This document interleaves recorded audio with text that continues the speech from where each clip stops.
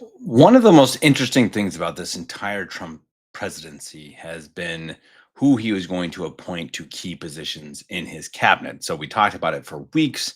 Was Tulsi Gabbard going to get in? Was RFK Jr. going to get in? Cash Patel, etc. And we discussed it and we thought about it. Are they good? Are they bad? And I think actually it looks like they're all going to get in.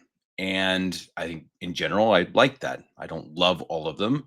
I don't know some of them, to be frank, but it seems like in general, they're headed in a path that is away from the the norm, the mass normality of politics in Washington. And I think that's a good thing. I think it's good that we're headed towards a different direction. Now, is that going to turn out to be perfect? I have no idea. We'll see.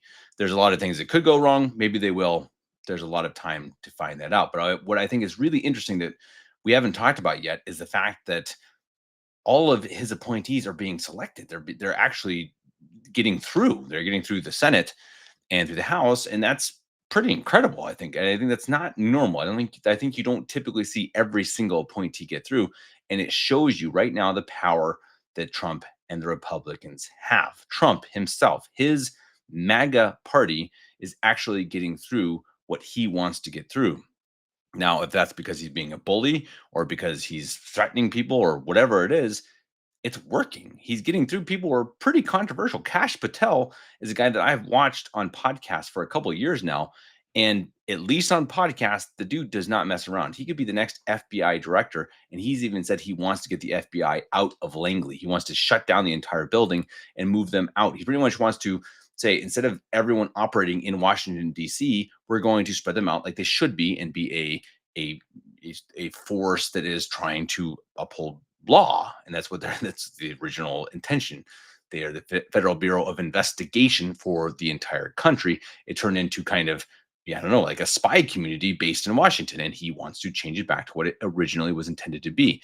That's a big deal, and the fact that he looks like he's going to be through, RFK Jr. is going to be through, Tulsi Gabbard is going to be through. It's pretty incredible. Pete Hegseth, these people who are certainly controversial are going to be through. They're not just nominated.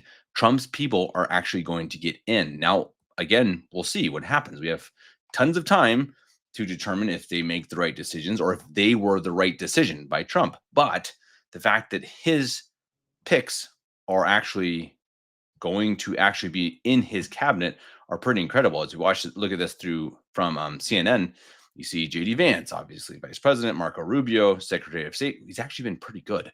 Strangely, I don't think anybody expected that, but Rubio has been good.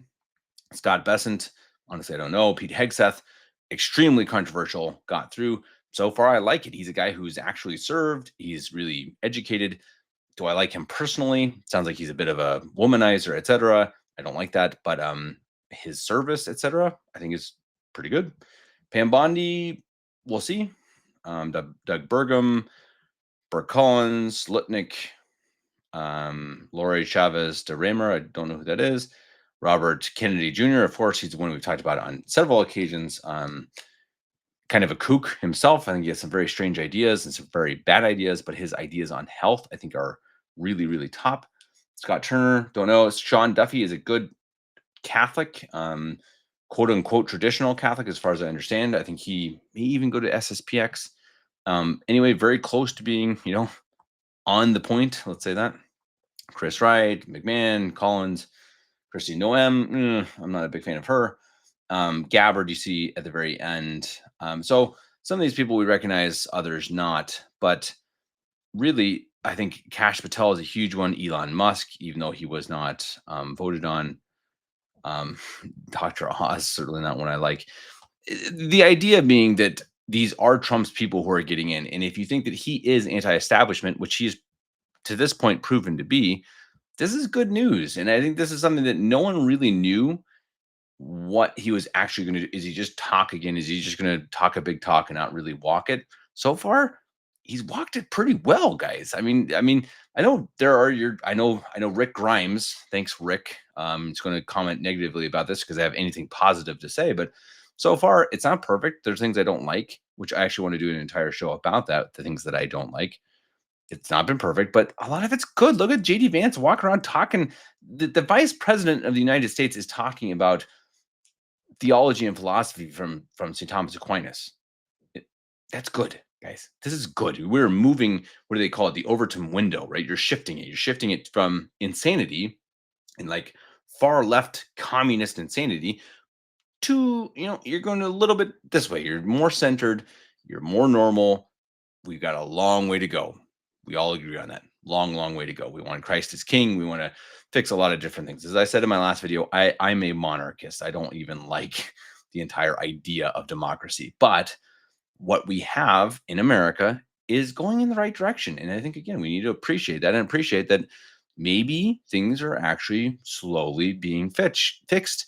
And I think, again, you see Elon Musk going in, and I don't like Elon Musk. I don't. I don't like him. I don't really like X. I don't like his whole idea of transhumanism, but I like how he can go in and cut up companies and say, cut the fat. And he's doing that to the government. That's good. And this is the ultimate thing that the black pillars seem to just they can't see, like, they just pull it over their eyes, that you have to take the wins.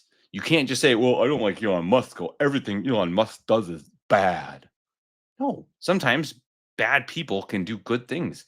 Now, do I wish that the person in Elon Musk's role was traditional Catholic and perfect and a saint? Absolutely. And it's never going to happen in our lifetime. So let's take a deep breath and say, hey, what can we get from the world that we live in, from the people who are going to run things? I always think it's funny, these people who hate everything about the world's just terrible and all of our rulers are terrible and I hate everything, and they're the same ones who would never actually run for office. Rick Grimes, sound familiar? So stop being pathetic little losers. And maybe if you don't like how things are run, maybe run yourself. And until then, we'll take the wins when we get them.